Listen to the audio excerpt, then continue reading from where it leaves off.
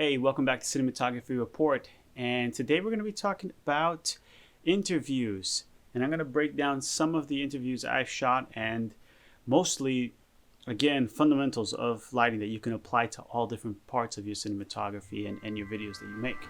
So let's get to it.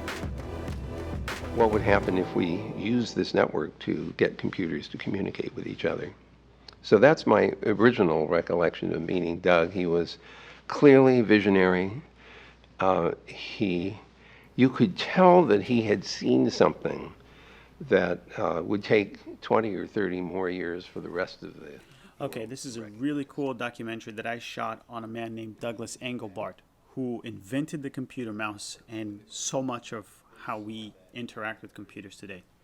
The man speaking is Vint Cerf. He invented IEEE, some incredible stuff on Vint and all the contribution he has done for the internet.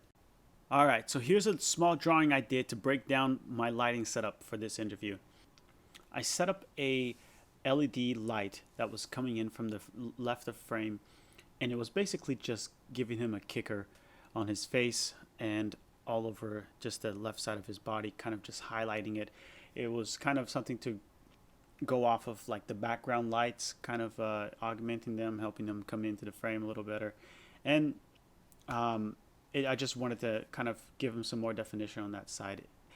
What I did after that is I set up a low light that I had, a 500 watt tungsten light, and I put a CTB gel on it to match the LED, and I bounced it off of a 4x4 beadboard to make it really nice and soft.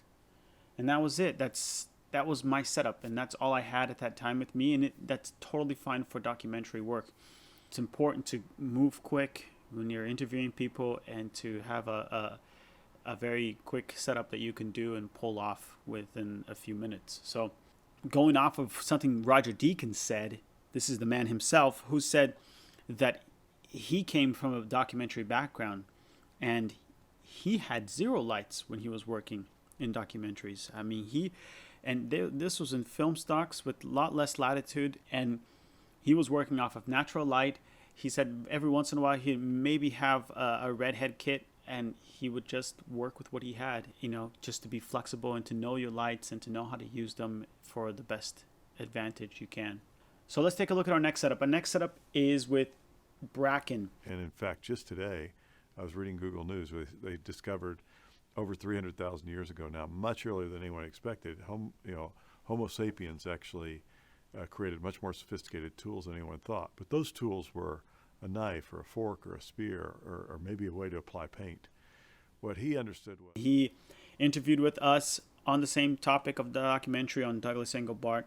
His lighting setup was even, I believe it was just a two light setup as well. I just had a backlight that was very soft, just coming in from the right side of frame behind him, that was diffused.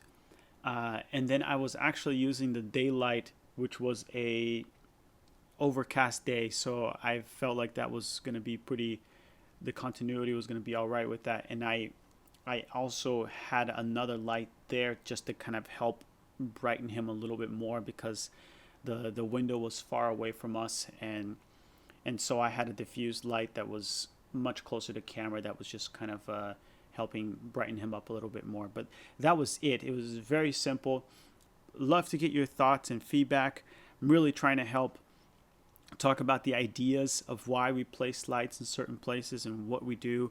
Bouncing a hard light, like that low light that I had, very small source, bounce it off of a 4x4 beadboard, and effectively you're just increasing the source size of that light, which effectively makes it softer.